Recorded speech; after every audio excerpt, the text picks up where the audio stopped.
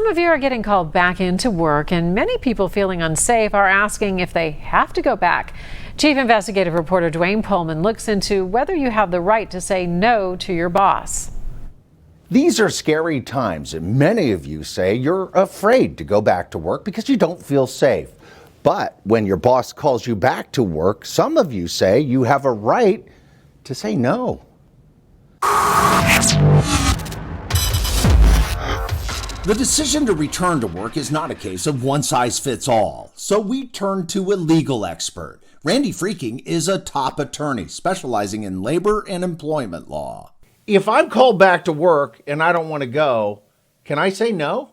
Well, you can certainly say no. Your job may not be guaranteed. You may be fired for saying no.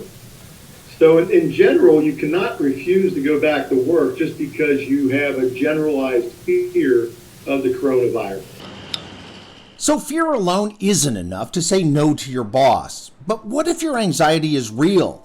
In that case, Freking says, you'll need a doctor's diagnosis. Well, if you actually have a diagnosis, some kind of emotional distress, disorder, anxiety, etc., you can request a reasonable accommodation. A reasonable accommodation could be working from home or taking paid or unpaid leave. For parents, the call back to work is even more precarious. Most schools have canceled classes until next year. And while daycares are reopening, most have limits on the number of children they can accept.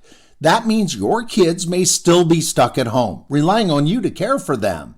Luckily, Congress just passed the Families First Coronavirus Response Act, which expands the rights of parents, allowing you to take 2 weeks of paid sick leave and up to an additional 10 weeks of paid leave to care for a child whose school or child care provider is closed or unavailable for reasons related to COVID-19.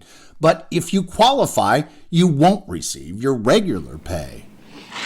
No, it's not full pay. I think it's roughly two-thirds of your pay for up to 12 weeks. You can also take 2 weeks of paid sick leave if you or a family member are quarantined because of COVID-19. If you're worried that your workplace isn't safe because it's not doing enough to protect you from the virus, you can file a claim with the Occupational Safety and Health Administration, or OSHA. But Freking says those claims have a high standard of proof. Very high standard. You're going to have pretty specific proof that there are people with COVID in that workplace, or the employer is not following CDC guidelines, totally ignoring them. If none of this applies to you and you're still scared to go back to work, Freking says you should talk to your employer and try to work something out. Communicate with your employer. Suggest alternatives. Can I work from home, boss? Can I come in when there's fewer people in the office? Don't just say no to returning to work, because even this top attorney who protects workers' rights says that is a bad move. If you refuse to go back, because many employers will say you just quit.